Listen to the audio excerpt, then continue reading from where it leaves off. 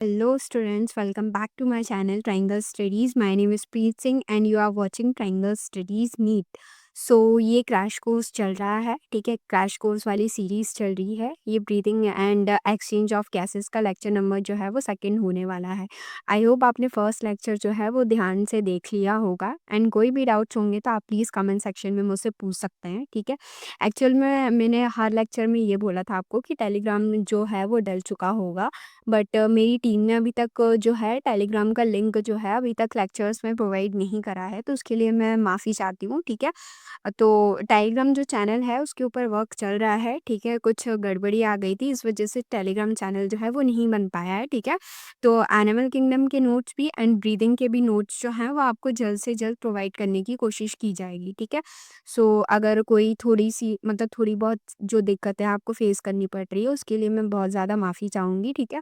I hope third lecture तक जो है वो टेलीग्राम चैनल जो है वो बन जाएगा, ठीक है? तो चलिए शुरू करते हैं आज का lecture number second and please comment section में बताइएगा कि आप लोगों को मेरा एक्सप्लेनेशन जो है वो कैसा लग रहा है, ठीक है? मुझे पता है कि आप लोग काफ़ी ज़्यादा बिज़ी रहते हैं, ठीक है? कमेंट्स वगैरह पे इतना ज़्यादा फ़ोकस नहीं रहता है, ठीक है? बट अगर आप एक कमेंट भी कर देंगे ना तो वो मेरे लिए बहुत ज़्यादा हेल्पफुल होगा, ठीक है? मुझे मोटिवेट करके रखेगा, ठीक है? जैसे आपके लिए वो व्हाइट कोट मोटिवेशन होता है, उसी तरीके से आपके जो कमेंट्स होते हैं वो मेरे लिए मोटिवेशन होते हैं, ठीक है? एंड अगर आपको ज़रा-सा भी एक्सप्लेनेशन जो है वो चीज़ें समझ में आ रही हैं कि नहीं आ रही हैं, अगर आपने एक बार भी मुझे ऐसा ऑल द बेस्ट वाला साइन भी भेज दिया तो मैं समझूँगी कि आप लोगों को चीज़ें जो है वो अच्छे से समझ में आ रही है एंड ये मेरे लिए भी काफ़ी ज़्यादा मोटिवेटिंग होगा, ठीक है? तो इतनी सी हेल्प आप लोग मेरी कर सकते हैं, ठीक है? एंड चलिए आज का लेक्चर स्टार्ट करते हैं। फर्स्ट लेक्चर आई होप आप लोगों ने देख लिया होगा। एंड ये ब्रीथिंग वाला चैप्टर जो है वो हम जल्द से जल्द ख़त्म करने की कोशिश करेंगे। मैंने बोला था इसको 3-4 लेक्चर में हम पूरा कंप्लीट कर लेंगे एंड क्रैश कोर्स सीरीज़ में मैं जो है वो पीपीटी के फॉर्म में जितनी भी चीज़ें लेके आई हूँ, ठीक है? ताकि आप लोगों को मैं जल्दी से जल्दी पढ़ा सकूँ एंड एक्सप्लेनेशन पे हमारा फ़ोकस रहे, ठीक है? लिखने वगैरह पे हमारा फ़ोकस जो है वो ज़्यादा ना रहे, ठीक है? इस वजह से मैं सारी चीज़ें जो है वो पीपीटी फॉर्मेट में लेके आई हूँ, ठीक है? तो चलिए ज़्यादा टाइम वेस्ट नहीं करते हैं, ठीक है? लेक्चर को स्टार्ट करते हैं, ठीक है?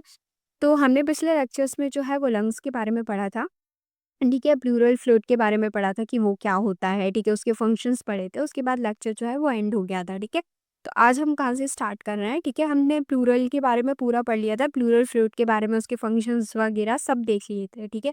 विज़रल मेम्ब्रेन, प्लूरल मेम्ब्रेन, ठीक है? इन सब के बारे में हमने पढ़ लिया था लंग्स की जो मेम्ब्रेन्स होती हैं, ठीक है?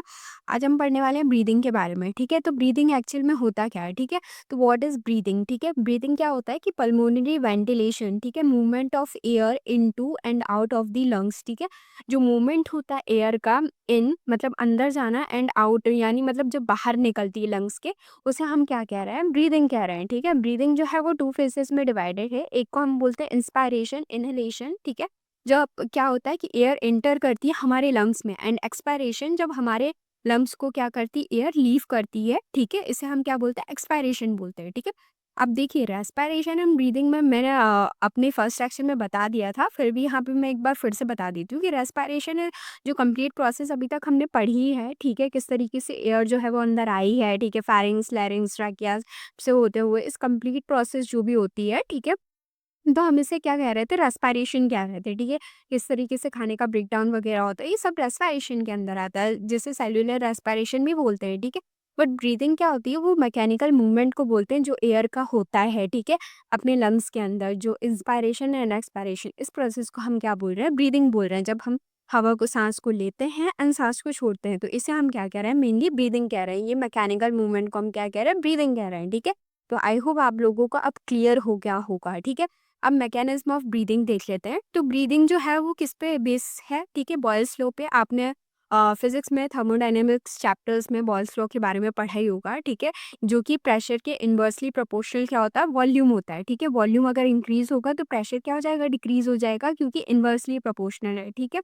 एयर रशेज इन, ठीक है? एंड वॉल्यूम जब डिक्रीज हुआ तो प्रेशर क्या होगा? इंक्रीज हो गया, तो एयर रशेज आउट हो जाएगी, ठीक है? तो याद रखिएगा कि air moves from high pressure to low pressure, ठीक है? हमेशा जो एयर जो है वो मूव कहाँ से कहाँ करती है? हाई प्रेशर से लो प्रेशर की तरफ जो है वो एयर मूव करती है, ठीक है?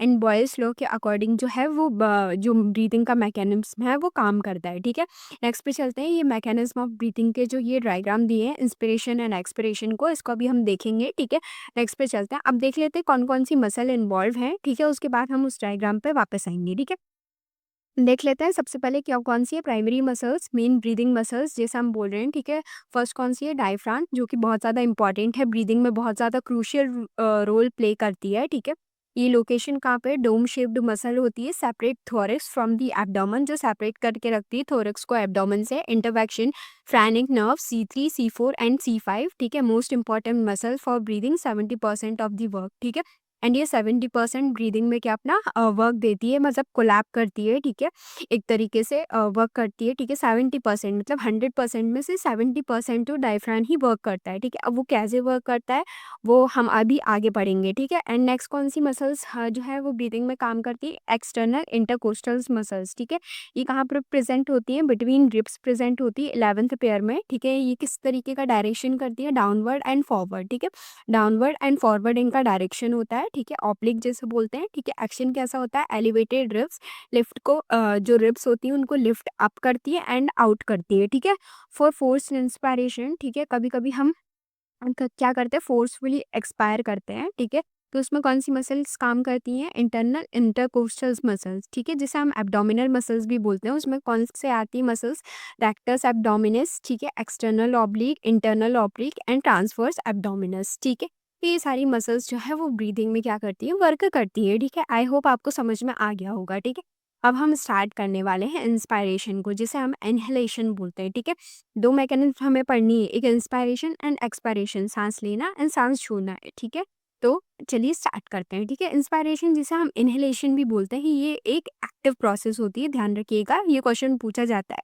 कि इंस्पायरेशन जो है वो एक्टिव प्रोसेस होती है, पैसिव प्रोसेस होती है। तो ध्यान रखना है आपको कि ये एक्टिव प्रोसेस होती है। ठीक है, इसमें स्टेप बाय स्टेप मैकेनिज्म अपन पढ़ने वाले हैं। फर्स्ट स्टेप में क्या हो रहा है, मसल का कॉन्ट्रैक्शन हो रहा है। ठीक है, तो डायफ्राम क्या हो रहा है, कॉन्ट्रैक्ट हो रहा है। ठीक है, डोम शिफ्ट डायफ्राम। ठीक है, अब एक बार हम उस डायग्राम पे वापस चलते हैं। ठीक है, अपन अभी कौन सा मैकेनिज्म पढ़ रहे हैं, इंस्पिरेशन वाला। ठीक है, तो इसमें क्या हो रहा है, डायफ्राम देखिए, डायफ्राम क्या हो रहा है, कॉन्ट्रैक्ट हो रहा है, हम सांस ले रहे हैं। ठीक है, तो जब हम सांस लेते हैं तो डायफ्राम क्या होता है, अपना कॉन्ट्रैक्ट होता है, ऊपर की तरफ जाता है। ठीक है, तो रिब्स क्या होते हैं, अपने बाहर की तरफ मूव करते हैं। ठीक है, आपको समझ में आया, जब सांस अपन अंदर लेते हैं तो अपना कैसे चेस्ट जो है वो फूल जाता है और डायफ्राम जो है वो ऊपर की तरफ होने लग जाता है। ठीक है, वहीं पे क्या होता है कि जब अपन सांस जो है वो छोड़ते हैं, ठीक है, तो डायफ्राम क्या हो जाता है, अपने रिलैक्स कंडीशन में आ जाते हैं। ठीक है, आपको आई होप पेन का कलर दिख रहा होगा। ठीक है, तो डायफ्राम जो है वो स्ट्रेट होने लग जाते हैं एंड रिब्स जो है वो अंदर की तरफ जाने लग जाते हैं। ठीक है, तो थॉरक्स का वॉल्यूम क्या हो जाता है, डिक्रीज हो जाता है, और यहाँ पे थॉरक्स का वॉल्यूम इंक्रीज हो जाता है, क्योंकि यहाँ पे डायफ्राम जो है वो कॉन्ट्रैक्ट हो जाते हैं। ठीक है,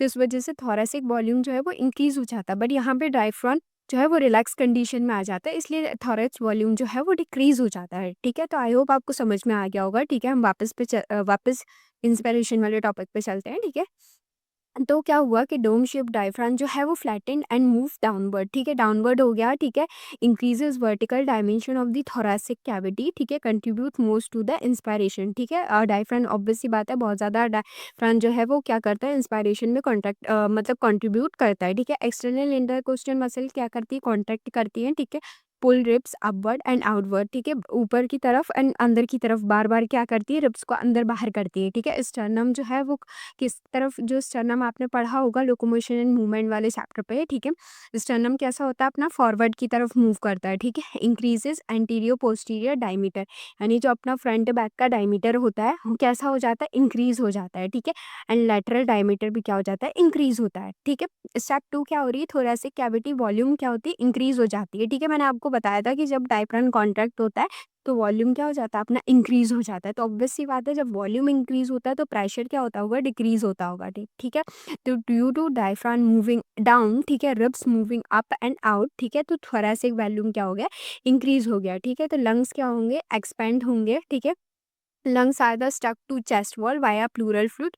लंग्स जो है वो चेस्ट वॉल से स्टक हो जाते हैं, क्योंकि वहाँ पे क्या प्रेजेंट है, प्लूरल फ्लूइड प्रेजेंट है। ठीक है, तो one chest expand lung also expand, तो जो प्लूरल फ्लूइड प्रेजेंट है, ठीक है, तो वो उनको क्या करके रखता है, एक जैसा करके, मतलब उनकी फ्लो को मेंटेन करके रखता है। तो जब चेस्ट जो है वो एक्सपेंड करते हैं तो लंग्स भी जो होते हैं वो क्या कर जाते हैं, एक्सपेंड कर जाते हैं। ठीक है, एंड वॉल्यूम जो है वो यहाँ पे क्या हो जाता है, इंक्रीज हो जाता है। ठीक है, इंटरपल्मोनरी प्रेशर डिक्रीजेस। ठीक है, तो जब वॉल्यूम ऑब्वियस सी बात है इंक्रीज हुआ तो प्रेशर क्या हो गया, डिक्रीज हुआ पॉइल्स्ट्रो के अकॉर्डिंग। ठीक है, तो pressure inside lungs become less than the atmospheric pressure. तो जो लंग्स के अंदर जो प्रेशर गया है वो किससे कम हो गया है, एटमॉस्फेरिक प्रेशर से क्या हो गया, कम हो गया। ठीक है, at the peak inspiration 758 mmg Hg। ठीक है, एंड एटमॉस्फेरिक कितना हो गया, 760 Hg। ठीक है, तो नेगेटिव प्रेशर हो गया। ठीक है, क्योंकि यहाँ पे क्या हो रहा है कि प्रेशर जो है वो inside lungs become less than the atmospheric pressure. ठीक है, तो यहाँ पे क्या हो गया, हमारा नेगेटिव प्रेशर आ गया। ठीक है, कितना बच गया,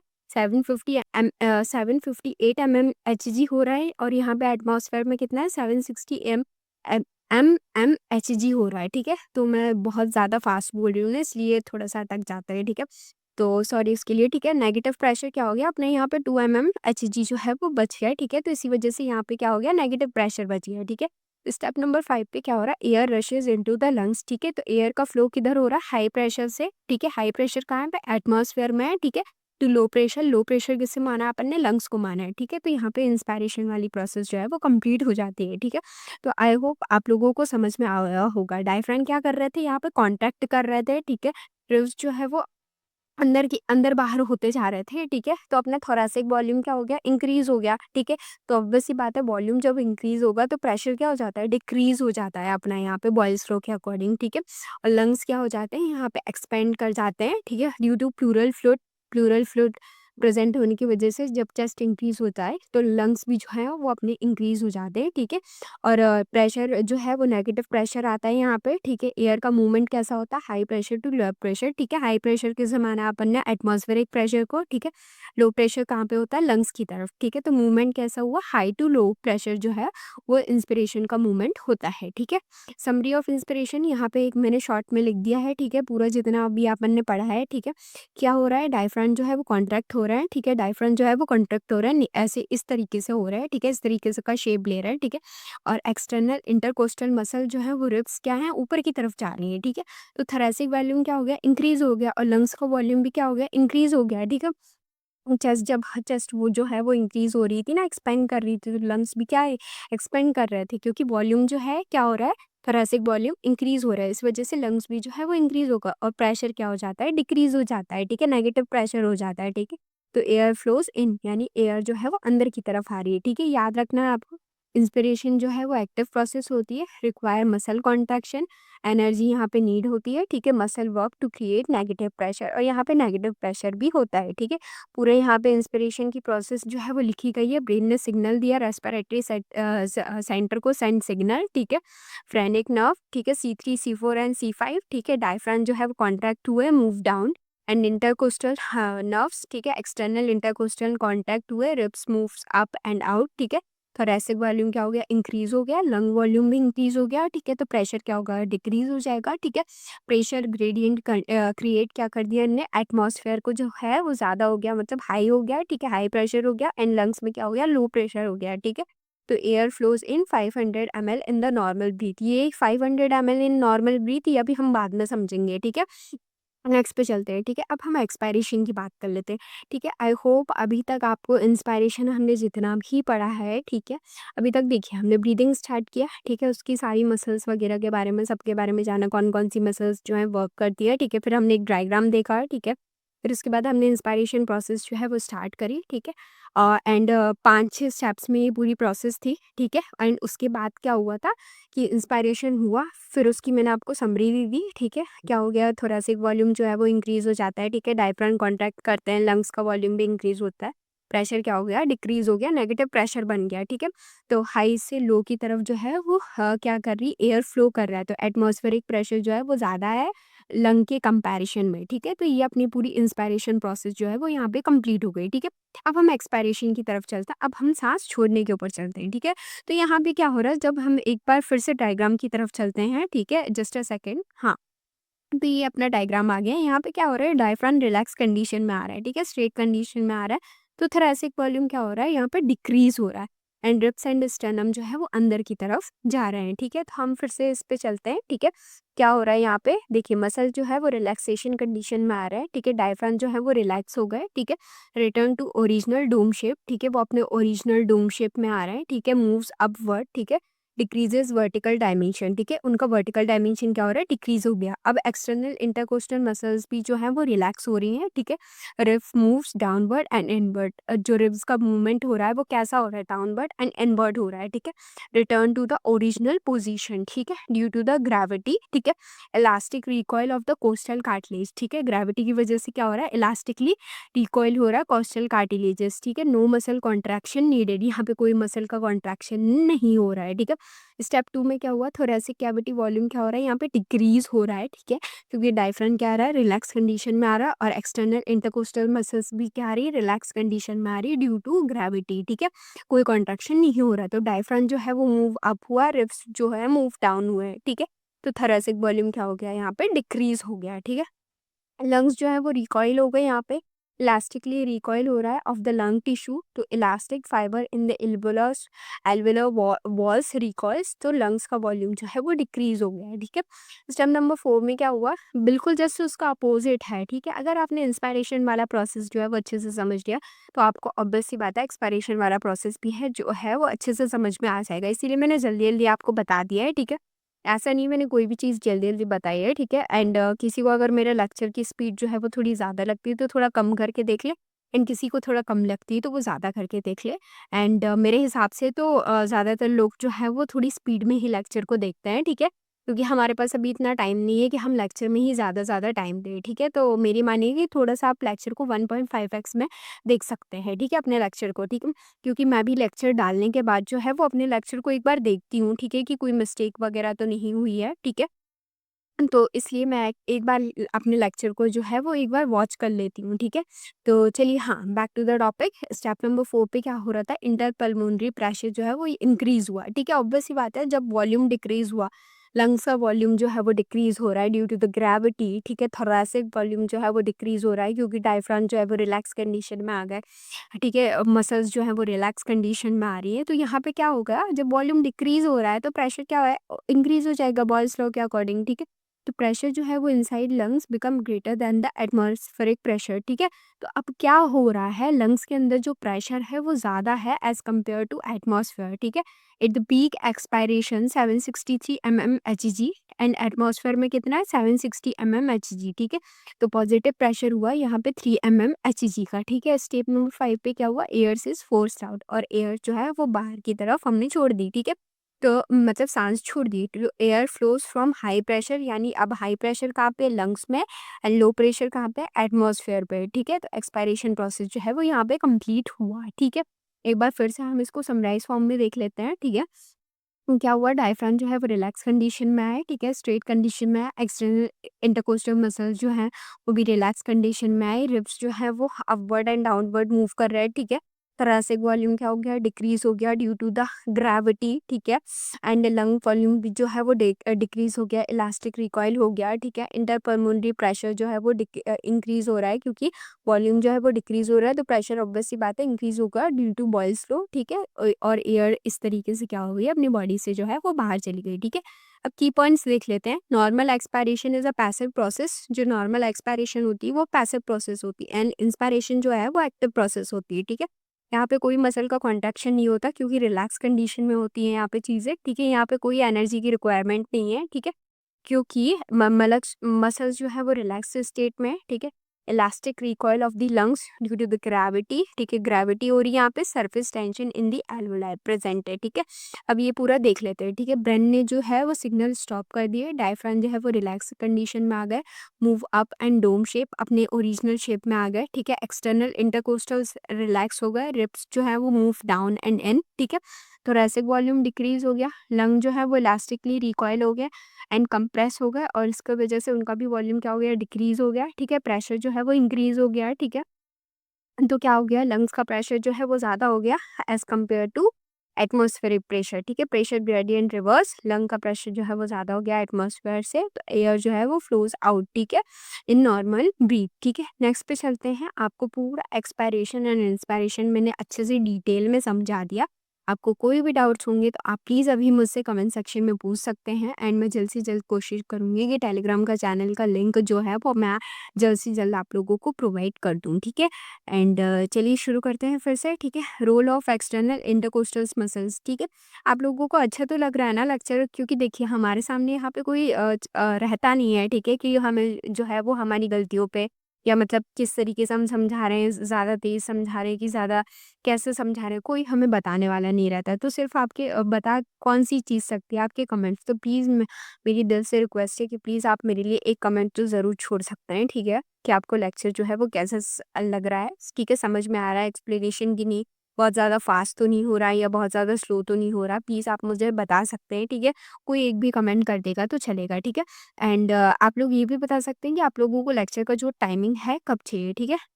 बहुत सारे लोग जो है वो सुबह ही लेक्चर देखते हैं, ठीक है? तो मैं जनरली जो है वो सुबह ही लेक्चर अपलोड करती हूँ, ठीक है? एंड आप लोगों का जो भी टाइम हो अपने अकॉर्डिंगली आप मुझे बता सकते हैं। तो मैं अगर वो टाइमिंग सही लगा मुझे तो मैं उस टाइम पे जो है वो लेक्चर जो है अपलोड कर दूँगी, ठीक है? तो आप लोग मुझे टाइम जो है वो सजेस्ट कर सकते हैं, ठीक है? एंड नहीं तो अभी तो मैं है ना लेक्चर जो है वो 12 बजे के पहले अपलोड कर देती हूँ, यानी 10-11 बजे तक मैं लेक्चर जो है वो अपलोड कर देती हूँ अपने चैनल पे, ठीक है? तो चलिए शुरू करते हैं वापस टॉपिक पे। Role of external intercostal muscles, ठीक है? देख लेते हैं। 11 पेयर है बिटवीन 12 रिब्स, ठीक है? फाइबर जो है वो कैसे रन कर रहे हैं, डाउनवर्ड एंड फॉरवर्ड टू, ठीक है? Upper rib and from upper rib to lower rib, ठीक है? ड्यूरिंग इंस्पिरेशन, ठीक है? एक्सटर्नल इंटरकोस्टल मसल्स कैसे क्या कर रहे हैं, कॉन्ट्रैक्ट कर रहे हैं। यहाँ पे अपन किसका रोल पढ़ रहा है, एक्सटर्नल इंटरकोस्टल मसल्स का रोल पढ़ रहे हैं, ठीक है? रोल पढ़ रहे हैं, ठीक है? तो इंस्पिरेशन के टाइम पे ही क्या हो रहा है, कॉन्ट्रैक्ट हो रहा है, ठीक है? तो पुल स्लिप अपवर्ड यानी एलिवेशन हुआ, sternum move forward and upward, ठीक है? 2 मूवमेंट अकर, ठीक है? पंप हैंडल मूवमेंट एक को हम बोल रहे हैं, ठीक है? तरह नहीं पूछा जाता आपके पेपर में, फिर भी मैं आपको एक बार बता देती हूँ, ठीक है? Upper ribs move up and forward, ठीक है? इंक्रीज एंटीरियर पोस्टीरियर डायमीटर, यानी फ्रंट बैक की जो डायमीटर है वो उसको इंक्रीज कर रहा है, like hand pump handle moving up, ठीक है? एंड बकेट हैंडल मूवमेंट, ठीक है? लोअर रिब्स जो है वो move move up and outward laterally and increase lateral diameter side to side distance, ठीक है? Like lift bucket handle from the sides, ठीक है? रिजल्ट क्या हुआ, थोरेसिक कैविटी एक्सपेंड हो गई ऑल डायरेक्शन से, आउटकम हुआ हेल्प इन द इंस्पायरेशन। इसी तरीके से मैंने एक्सपायरेशन का भी लिखा हुआ है। एक्सटर्नल इंटरकोस्टल मसल्स जो है वो रिलैक्स हो गई तो नो एक्टिव कॉन्ट्रैक्शन, ठीक है? रिब्स जो है वो return to original position due to the gravity, ठीक है? इलास्टिकली रिकॉइल हो गया कोस्टल कार्टिलेज, ठीक है? तो weight of the chest wall, ठीक है? तो रिब्स क्या हो गई, डाउनवर्ड एंड इनवर्ड की तरफ मूव करने लगी, थोरेसिक वॉल्यूम जो है वो डिक्रीज हो गया, यहाँ पे कोई एनर्जी की नीड नहीं है, ठीक है? कंप्लीटली पैसिव प्रोसेस होती है इसीलिए, ठीक है? क्योंकि पैसिव इसलिए है क्योंकि एनर्जी नहीं है यहाँ पे, वो एक्टिव इसलिए क्योंकि वहाँ एनर्जी की क्या पड़ रही है, नीड पड़ रही है, ठीक है? External intercostal muscles are active during inspiration and external intercostals are passive and relaxed during normal expiration, ठीक है? They do not actively push ribs down during normal breathing, ठीक है? समझ में आ गया आप लोगों को पूरा, ठीक है? Expiration and inspiration. एक और बचा है फोर्स एक्सपायरेशन, ठीक है? इस ये भी एक एक्टिव प्रोसेस होती कब-कब है, ठीक है? व्हेन इट इज़ नीडेड, ठीक है? तो कफिंग के टाइम पे, स्नीजिंग के टाइम पे, ब्लोइंग के टाइम पे, स्पीकिंग लाउडली के टाइम पे, playing wind instrument and exercise के टाइम पे फोर्स्ड एक्सपायरेशन होता है, ठीक है? जो कि एक एक्टिव प्रोसेस होती है, ठीक है? तो इसमें क्या होता है, मसल्स कौन-कौन सी इन्वॉल्व होती हैं, हम एक बार फिर से देख लेते हैं। इंटरनल इंटरकोस्टल्स मसल्स होती हैं located deep to external intercostals, ठीक है? फाइबर्स कैसे रन होते हैं, अपवर्ड एंड फॉरवर्ड की डायरेक्शन में, ठीक है? कॉन्ट्रैक्ट ड्यूरिंग फोर्स एक्सपायरेशन, ठीक है? Actively pull ribs downward and inward and decrease thoracic volume, ठीक है? मोर फोर्सफुली, ठीक है? यहाँ पे वॉल्यूम जो है वो डिक्रीज हो जाता है, ठीक है? एंड अब यहाँ पे कौन कौन सी एब्डोमिनल मसल्स वर्क कर रही हैं, रेक्टस, ठीक है? External oblique, internal oblique, transverse, ठीक है? चारों काम कर रही हैं। तो क्या कर रही है, कॉन्ट्रैक्ट कर रही है टू कंप्रेस एब्डोमिनल कंटेंट, ठीक है? Push diaphragm upward and forcefully, ठीक है? And increase inter abdominal pressure, ठीक है? तो नॉर्मल एक्सपायरेशन क्या होता है, पैसिव प्रोसेस होती है, only relaxation and elastic recoil due to the gravity. But यहाँ पे क्या हो रहा है, फोर्स एक्सपायरेशन क्या हो रहा है, एक्टिव हो रही है। यहाँ पे इंटरनल इंटरकोस्टल मसल जो है वो है, ठीक है? एंड एब्डोमिनल मसल्स जो है वो यहाँ पे क्या हो रही है, कॉन्ट्रैक्ट हो रही है। आपको समझ में आ गया होगा, ये मैंने पूरा एक रिकैप दे दिया है, ठीक है। तो यहाँ पे इंस्पिरेशन में क्या हो रहा है, कॉन्ट्रैक्ट हो रहा है, ठीक है। एक्सटर्नल इंटरकोस्टल मसल कॉन्ट्रैक्ट हो रही है, ठीक है। एनर्जी की यहाँ नीड है, तभी इसका टाइप क्या कौन सा एक्टिव है, ठीक है। नॉर्मल एक्सपायरेशन क्या है, रिलैक्स प्रोसेस है, ठीक है। यहाँ पे एनर्जी की कोई नीड नहीं क्योंकि एक रिलैक्स प्रोसेस है, ठीक है। इसी वजह से इसका टाइप कौन सा है, पैसिव है, ठीक है। फोर्स एक्सपायरेशन में क्या होगा, ये relax internal intercostal muscle work कर रही है यहाँ पे, तो यहाँ पे भी एनर्जी की नीड है, इसीलिए एक्टिव प्रोसेस है। तो आई होप आपको ये पूरा जो है वो वर्क समझ में आया होगा, ठीक है। पूरा एक्सपायरेशन, इंस्पायरेशन, फोर्स एक्सपायरेशन, पूरी चीज़ें मैंने एकदम कंप्लीट में हर पॉइंट को मैंने एकदम एक्सप्लेन कर दिया। जो पॉइंट ज़्यादा इंपॉर्टेंट नहीं था वो मैंने उसको ज़्यादा मतलब ज़्यादा हाईलाइट नहीं किया है, ज़्यादा उसको एक्सप्लेन नहीं किया है, ठीक है। जो चीज़ें बहुत ज़्यादा इम्पोर्टेंट थी तो मैंने उनको अच्छे से समझा दिया है, ठीक है। नेक्स्ट पे चलते हैं, ठीक है। तो अब देख लेते हैं व्हाट इज़ स्पायरोमेट्री, ठीक है। एंड आपको कोई भी सिंगल डाउट हो तो प्लीज़ आप कमेंट सेक्शन में मुझसे पूछ सकते हैं, ठीक है। कोई भी डाउट हो तो बिना बेझिझक होके आप मुझसे पूछ सकते हैं, ठीक है। तो चलिए स्टार्ट करते हैं, व्हाट इज़ स्पायरोमेट्री, ठीक है। स्पायरोमेट्री क्या होता है, ठीक है। इंस्ट्रूमेंट होता है एक तरीके का, use to measure lung volume, जो अपने लंग के वॉल्यूम को मेजर करता है, ठीक है। रिकॉर्ड्स ब्रीदिंग मूवमेंट, ठीक है। Produce spirogram, graph of the lung volume. And spirogram क्या होता है, graph of the lungs volume, ठीक है। All volumes can be measured by spirometer, ठीक है, एक्सेप्ट रेजिडियल वॉल्यूम, ठीक है। ये लाइन बहुत ज़्यादा इंपॉर्टेंट है, ध्यान रखिएगा, ठीक है। ये बहुत ज़्यादा इंपॉर्टेंट है, अपने स्टिकी नोट्स में ये लाइन को लिख लीजिएगा एंड बार बार इसको रिवाइज कर लीजिएगा, ठीक है। सारी वॉल्यूम्स को हम मेजर कर सकते हैं एक्सेप्ट किसको, रेजिड्यूल वॉल्यूम को हम मेजर्स नहीं कर सकते, ठीक है। वैल्यूज की वैरी विथ है age, sex, height, body size, ठीक है, एंड फिजिकल फिटनेस के अकॉर्डिंग हम जितनी भी वॉल्यूम्स हैं उनको मेजर कर सकते हैं, बट रेजिड्यूल वॉल्यूम को हम जो है वो मेजर नहीं कर सकते, ठीक है। अब हम रेस्पिरेटरी वॉल्यूम्स के बारे में अब हम पढ़ने वाले हैं, ठीक है। तो बेसिकली कितने टाइप्स की होती है, 4 प्राइमरी रेस्पिरेटरी वॉल्यूम्स होती हैं, ठीक है। तो आज मैं पूरी जितनी भी वॉल्यूम्स हैं उनको कवर करवा दूँगी, ठीक है। एंड नेक्स्ट सेक्शन में जितना भी हमारे फिर कैपेसिटीज़ वगैरह बचेंगी तो उनको कवर करवाएँगे, ठीक है। तो चलिए स्टार्ट करते हैं, ठीक है। तो लेक्चर का ड्यूरेशन जो है वो ज़्यादा ना बड़ा हो सके, ठीक है। बेसिकली हमने 2 लेक्चर में ही बहुत सारी चीज़ें कवर कर ली है, ठीक है। तो थर्ड लेक्चर और फोर्थ लेक्चर में तो मतलब फोर्थ लेक्चर छोटा ही बनेगा, ठीक है, मेरे हिसाब से, ठीक है। क्योंकि हमने आधे से ज़्यादा चैप्टर जो है वो कंप्लीट कर लिया है, ठीक है। क्योंकि फर्स्ट लेक्चर में ही मैंने बहुत सारी चीज़ें जो थी वो कंप्लीट करवा दी है, ठीक है। एंड बेसिकली अब आप लोगों को क्या करना है, अपनी एनसीईआरटी रीड करनी है लेक्चर के बाद, हमेशा ये ध्यान रखिएगा। क्योंकि देखिए आपने लेक्चर कितने भी देख लिए हो, ठीक है, रिवीजन करना बहुत ज़्यादा इंपॉर्टेंट है, ठीक है। आपने इतना अच्छा लेक्चर देख लिया, ठीक है, उसके बाद आपने रिवीजन नहीं किया तो सब एकदम पानी में गया, ठीक है। तो आपको हमेशा क्या करना है, लेक्चर देखना है, उसके बाद रिवाइज करना है, ठीक है। तो ये बहुत ज़्यादा इंपॉर्टेंट है, ठीक है, ध्यान रखिएगा, ठीक है। अब क्या बात कर रहे हैं हम, रेस्पिरेटरी पल्मोनरी वॉल्यूम्स के बारे में बात कर रहे हैं, ठीक है। 4 टाइप की 4 प्राइमरी रेस्पिरेटरी वॉल्यूम्स होती हैं, ठीक है। फर्स्ट है कौन सी, टाइडल वॉल्यूम, जिसे हम टीवी बोलते हैं, ठीक है। कौन सा है अपना रेस्पिरेटरी पल्मोनरी वॉल्यूम्स में, फर्स्ट है अपना टाइडल वॉल्यूम, ठीक है, जिसे हम टीवी भी बोलते हैं, ठीक है। इसकी डेफिनेशन क्या है, volume of the air inspired और एक्सपायर्ड। ये मेनली वो वाली एयर है जो हम नॉर्मली क्या करते हैं, ब्रीद इन करते हैं एंड ब्रीद आउट करते हैं नॉर्मली, ठीक है। इसमें कोई प्रेशर यानी फोर्सफुली हम इंस्पायर जब करते हो वो वाली बात नहीं हो रही है। नॉर्मली जब हम नॉर्मल डेज में अपने नॉर्मल लाइफ में हम breathe in and breathe out कर रहे होते हैं, उसे हम क्या बोल रहे हैं, टाइडल वॉल्यूम बोल रहे हैं, ठीक है। वन नॉर्मल ब्रीथ इन और आउट, ठीक है। कितनी वैल्यू होती है इसकी, 500 ml। आपको ये वैल्यूज जो है वो ध्यान रखनी है, ठीक है, अप्रॉक्स, ठीक है। एवरेज कितना है, 6 to 8 ml पर केजी बॉडी वेट, ये बॉडी वेट पे डिपेंड करता है, ठीक है। Example, if you breathe normally 500 ml air goes in inspiration, ठीक है। एंड जब ब्रीद आउट करते हैं तो 500 ml एयर कम्स आउट, ठीक है, जिसे एक्सपायरेशन बोलते हैं, ठीक है। This is the air you use during rest और नॉर्मल एक्टिविटीज, ठीक है। कोई एक्स्ट्रा एफर्ट जो है वो यहाँ पे नीडेड नहीं है, ठीक है। टाइडल वॉल्यूम एकदम बेसिक है, ठीक है। वैल्यू आपको याद रखनी है 500 ml, ठीक है। ये वो वाली एयर है जो हम नॉर्मली लेते रहते हैं, ठीक है। ब्रीद इन करते हैं, ब्रीद आउट करते हैं, ठीक है, एकदम नॉर्मल ब्रीदिंग ले रहे होते हैं, ठीक है। नेक्स्ट पे चलते हैं, इंस्पायरेटरी रिजर्व वॉल्यूम, ठीक है, IRV, ठीक है। ये क्या है, एक्स्ट्रा और एडिशनल जब हम सांस लेते हैं, ठीक है, volume of air that can be inspired forcefully, ठीक है, जब हमने सांस ली पर एक थोड़ी और सांस लेते जाते तो वो क्या हो रही, फोर्सफुली हम सांस क्या कर रहे हैं, लेते जा रहे हैं, ठीक है, after a normal inspiration, after normal tidal volume, ठीक है, जब हम एक्स्ट्रा एयर को क्या कर रहे हैं, इनहेल कर रहे हैं, ठीक है, तो उसकी वैल्यू कितनी होती है, 2500 ml से लेके 3000 ml तक, ठीक है, अप्रॉक्स, ठीक है, एवरेज कितना है, वही 25 ml टू 300 ml, ठीक है, जस्ट अ सेकेंड, सॉरी, ठीक है, 2500 से लेके 3000 ml तक, ठीक है, एग्जाम्पल क्या है, you take a normal breath in 500 ml tidal volume, ठीक है, अपन नॉर्मल ब्रीथ कितना लेते हैं, ठीक है, नॉर्मल ब्रीथ मतलब टाइडल वॉल्यूम कितना ले रहे हैं अपन, 500 ml ले रहे हैं, ठीक है, then you breathe in more forcefully, ठीक है, जब अपन बहुत ज़्यादा फोर्सफुली ब्रीथ ले रहे हैं, ठीक है,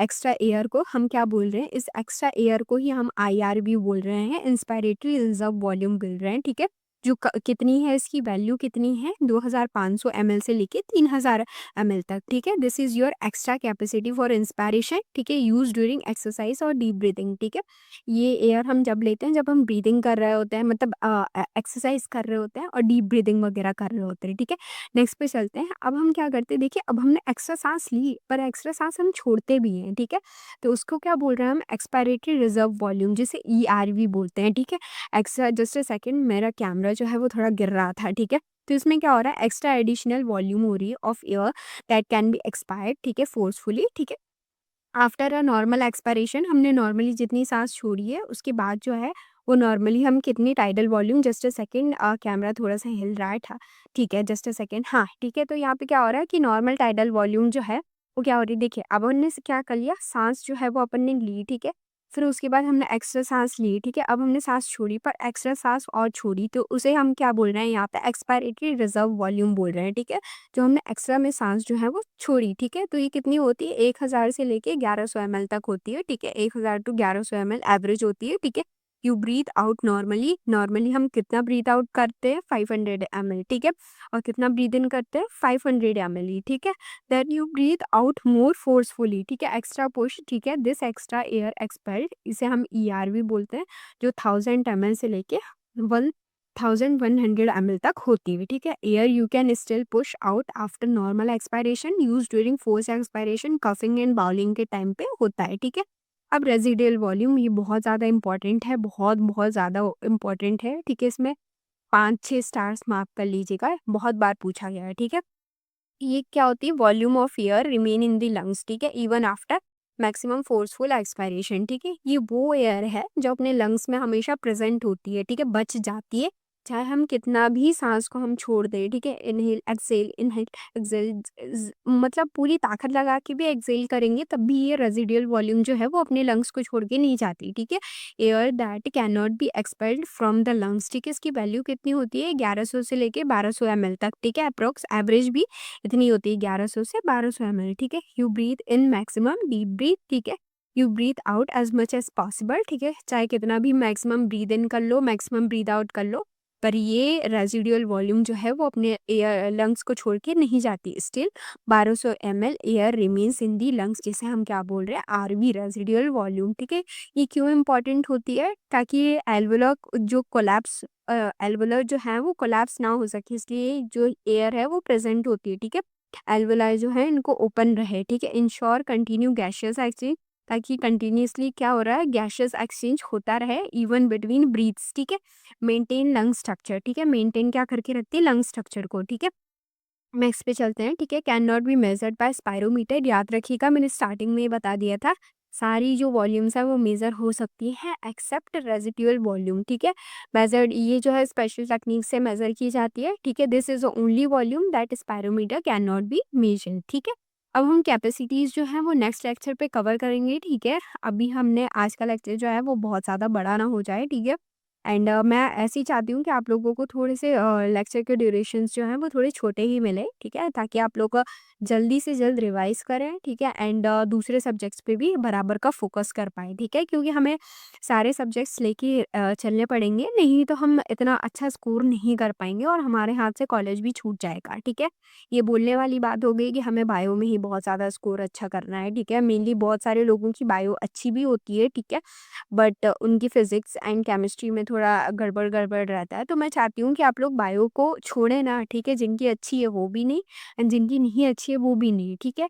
एंड वो अपना फिज़िक्स एंड केमिस्ट्री पे भी प्रॉपर ध्यान दे सकें, ठीक है? तो लेक्चर के ड्यूरेशन छोटे होने की वजह से आप ये मत सोचिएगा कि कंटेंट जो है वो छोटा है या कोई कमी है, ठीक है? तो आप लोग मेरा कंटेंट मैच भी कर सकते हैं, ठीक है? जितना एक नॉर्मल 2-3 घंटे के लेक्चर्स में पढ़ाया जाता है, उतना मैं इतनी स्पीड में पढ़ा लेती हूँ, ठीक है? एंड आई होप आप लोगों को समझ में भी आता होगा, ठीक है? बस मेरी स्पीड जो है वो बहुत ज़्यादा रहती है बोलने की, ठीक है? मैं रुकती नहीं हूँ बोलते हुए, ठीक है? एंड बीच में कोई जोक्स वगैरह नहीं, कुछ क्रैक नहीं, सिर्फ़ हमेशा ये बोलती हूँ कि अगर आपको कोई डाउट्स हो तो प्लीज़ आप कमेंट सेक्शन में पूछ सकते हैं, ठीक है? तो चलिए मिलते हैं नेक्स्ट लेक्चर में। आई होप आपको आज का लेक्चर जो है वो अच्छा लगा होगा। अच्छा लगा हो तो प्लीज़ लाइक करिएगा, चैनल को सब्सक्राइब करिएगा एंड अपने फ्रेंड्स के साथ जो है वो वीडियो को शेयर करिएगा, ठीक है? एंड प्लीज़ कमेंट्स करना मत भूलिएगा क्योंकि आपके कमेंट्स जो हैं वो मेरे लिए अभी के लिए बहुत ज़्यादा मैटर करते हैं, हमेशा मैटर करेंगे, ठीक है? बट अभी मेरे लिए मोटिवेशन बनाने के लिए, ठीक है? क्योंकि आपका मोटिवेशन है व्हाइट कोट एम्स दिल्ली, ठीक है? मेरा मोटिवेशन आपके कमेंट्स होते हैं, ठीक है? तो प्लीज़ अगर आप एक छोटा-सा कमेंट कर देंगे तो वो मेरे लिए बहुत ज़्यादा अच्छा होगा एंड मैं कैसा एक्सप्लेन कर रही हूँ ये सब में मुझे पता चल जाएगा, ठीक है? तो चलिए मिलते हैं नेक्स्ट लेक्चर में, तब तक के लिए बाय-बाय।